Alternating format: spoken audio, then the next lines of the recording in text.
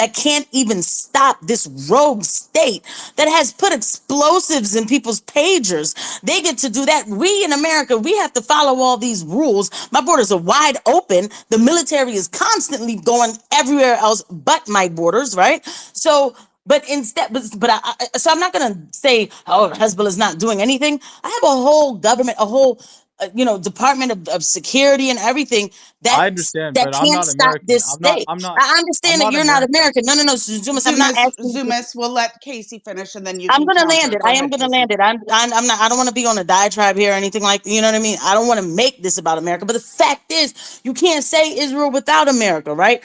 And if it wasn't for American support, American everything, right? We wouldn't be in this mess. Okay, so I mean. Biden gave Netanyahu carte blanche after October 7th to go in and carpet bomb Gaza because they put their aircraft carriers right there in the Middle East, to make sure, don't get it twisted, America's here for Israel to do whatever it wants. All right. So, and yes, you can't talk about this without the American aspect because, like I said, this is the security. This is what they have. So I'm landing it. I get it. Maybe for you, you're frustrated. You've been in this definitely a lot longer than myself looking at all of this, right? But I'm saying today, I think that they're doing more than my own government. So I can't scrutinize what they can do, the best they can do. Thank you, Miss Casey. Zumas, go ahead. Yeah, thank you. No, I think that when a organization has 528 military bases slash checkpoints in a foreign country that isn't their own, against the will of the people there, then yes, they are open to scrutiny. When Hezbollah has, alongside the IRGC, over 528 bases slash checkpoints in Syria at the moment today, then yes, they are an occupying force in Syria, no different than what the IDF is today in Gaza. It's the same. It's the same. It's just a different country. One is called Palestine, another one is called Syria. Do the Syrians not matter? Of course the Syrians matter. The whole, so when people, I love when people take the subject up, because here's the thing. If we talk about why the Middle East looks like what it looks like and why there isn't more Arab countries helping Palestine, it's America. It's America and Iran that's the reason for this, because it was America that invaded Iraq with the backing of the Gulf states and with Iran. And it did the same thing in Afghanistan. And then today they are occupying Syria as well. So yes, it is natural to scrutinize these groups. Yes, it is natural for the Arab world as in general today. They're very critical of Hezbollah. People see this as a double-faceted war between two terrorists. This is how people see it, and this is what it is. Because if Hezbollah refuses to, if it wants to remain an occupying power in Syria, then how can we see it as anything else? It's no different than the IDF. And no, they haven't helped the Palestinians at all. None of what they have done have prevented any of the massacres. None of what they have done has ensured that a ceasefire would come. It is the Palestinians who tell them day after day, "Can you do more for Palestine? Can you do more for Palestine?" And they don't do more. They don't do more. They don't listen. Instead, they say it's Netanyahu. They're journalists. Instead, they go out and they say, "Oh, it's Netanyahu that wants to drag Iran and Hezbollah into war." But even Nasrallah himself, he says that if Israel wanted to drag us into war, they would have already done it. They have more than excuses. They don't need to create a fake pretext for it. So I want to just So you think let me just say this Nasrallah was real quick. lying I when he can't raise said, my wait, hand, so Just a no. Zumas, moment. There's Zumas, I, two people talking. I can yeah, because only it was see between. you, Casey, but somebody, Thank you. whoever was speaking before. Just a moment here, Casey. Casey, you can go first. The person that was speaking before can go next. Go ahead, Casey, and then we'll I get to the appreciate other you. woman. I appreciate you, Sarah. And I want to be clear to Zumas, like, look, again, I can't tell you how to feel about a lot of things. I'm coming with like a lot of respect because there's a lot of this that I don't understand and I don't know. And I'm humble enough to say that, right? I also feel like there's been in the past where many factions have been duped by Israel. I know you're probably like, well, geez, you blame everything on Israel. It's not that. We do have to take accountability, of course, for our mistakes or our shortcomings or not seeing things for what they are when they're clear in our faces. So I can imagine you're very frustrated about a lot of things, and I don't want to minimize that at all. I just But I was just really making the point right now too, though, at this moment. I guess my heat definitely, my smoke goes for my own government that is not serious enough to remove this entity, to stop this right now. They won't do it. So I guess that's why I'm so focused on that I won't speak against Hezbollah or anything like that. But I do appreciate everything you had to say.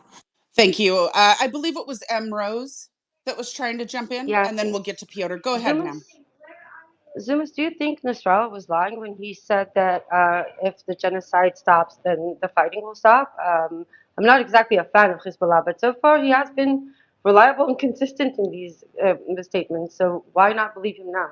Bibi can just, and when the genocide ends, the fighting ends. He's insisting on opening this front. Nasrallah Do you actually want me stated to the answer exact this? opposite. Do you want me to answer this? M. Rose, was that a question to him that you'd like him to answer? Yeah, Yeah, go ahead, Okay. yeah, Zumas. Okay, yeah, I'll because answer. Nasrallah has been I'll have to consistent. answer it. First and foremost, once again, you know, in Gaza there has been around 6 wars between 2006 and 2023. Okay? In these 6 wars, where was Hezbollah? They didn't intervene in any of them. So why intervene this time? Why did they intervene in this particular war? A couple of reasons. One, it's a historical opportunity. It's a historical war. There's a lot of public pressure. A lot of public morale was high around October 7th. Just some breaking news. Sorry, Zumas. The Lebanese Ministry of Health have said there are 8 dead and 59 wounded in the initial update on the toll of the aggressive raid on the southern suburb of Beirut. That is 8 dead and 59 injured. That is the latest news. Let me go ahead, Zumas. You were speaking. Yeah, thank you, thank you. No, as I was saying, so yes, it was a historical opportunity, a historical chance. And because Hamas and Mohammed al-Daif from Al-Qassam Brigades, he publicly called upon Iran and its allies to join, 7th of October. So on October 8th, they joined. But how did they join? Nasrallah didn't make any public speech for a whole month. He didn't know of October 7th. Hamas didn't trust him enough to inform him of it.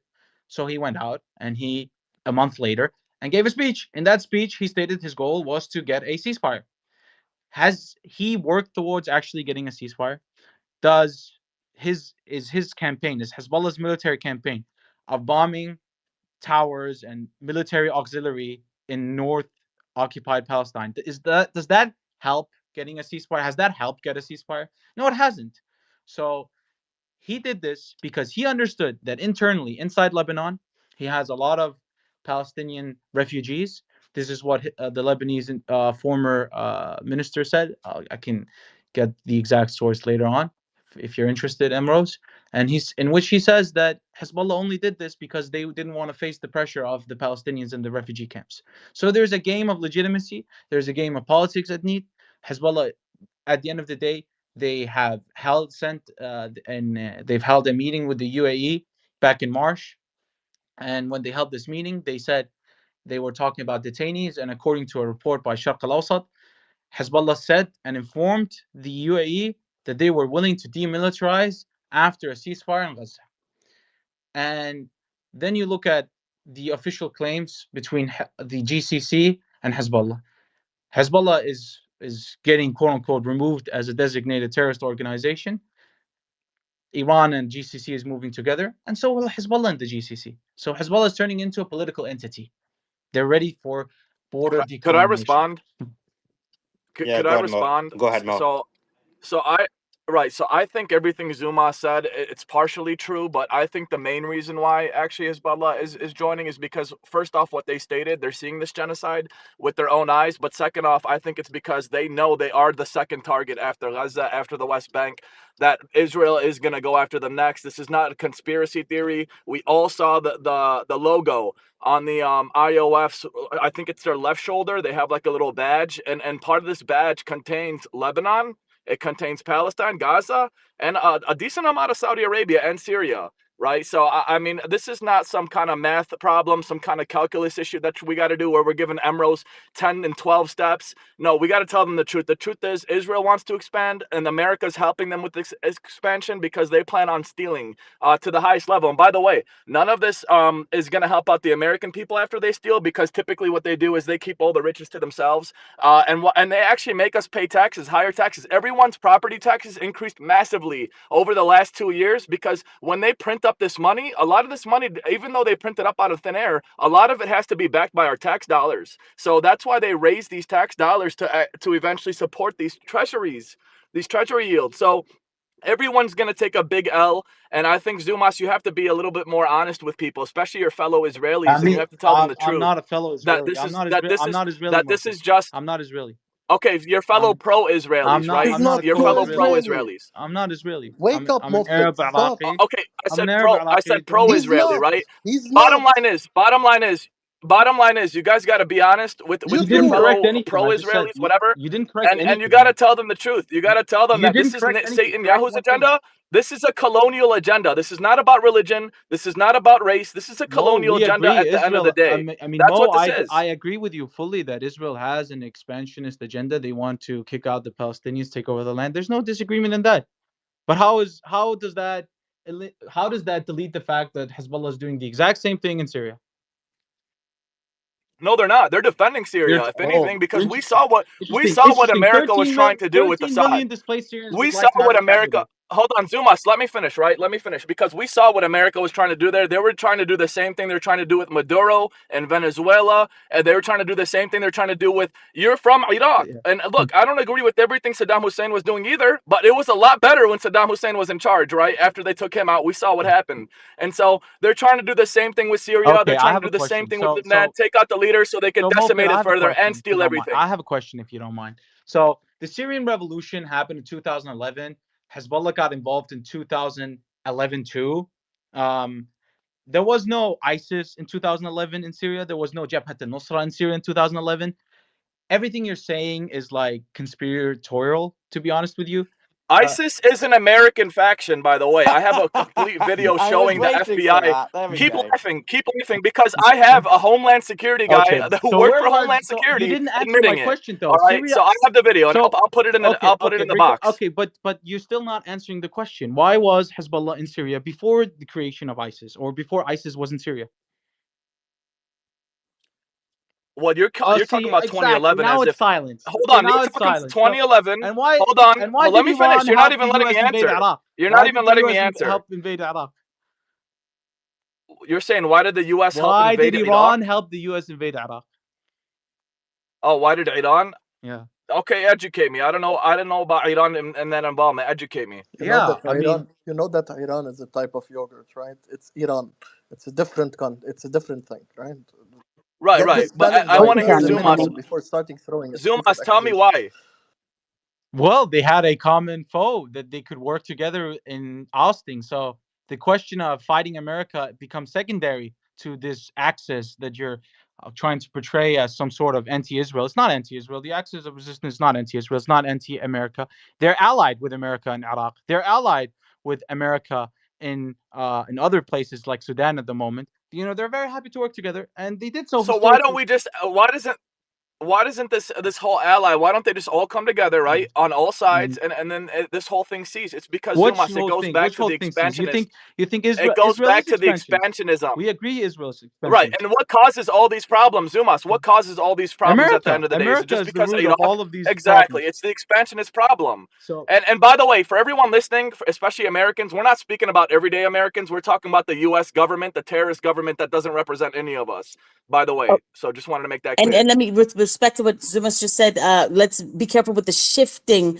Yes, America is very much involved, but we're not going to say that America wants an expansionist Israeli. You know, this is Israel's no, expansion when I that say the Israel. Americans, Okay, all right. when I say Americans, we're obviously not referring to the average American. We're No, talking once again, about I want to be clear too, with even the establishment being run by the Israel lobby, which is why this Israel expansion happens. Okay, this isn't okay, but even this is like like it. And I but would this is say, Yeah, Huh? so you talk about the Israeli lobby, and here's the thing though, like yes, Uh-huh. the Tell Israeli me lobby about is it. very powerful in the US, but Right. there's other countries that have lobbies too that compete with Yeah. Israel's lobby. So yeah, Okay, Zuma. and why is it This is one that's not even in the foreign.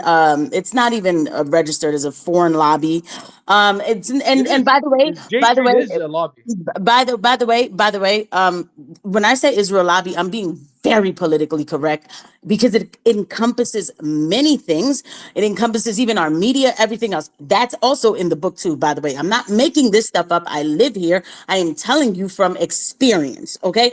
And when I have a Barack Obama standing in a press conference and saying we funded moderate rebels in Syria, I'm sorry, to do what?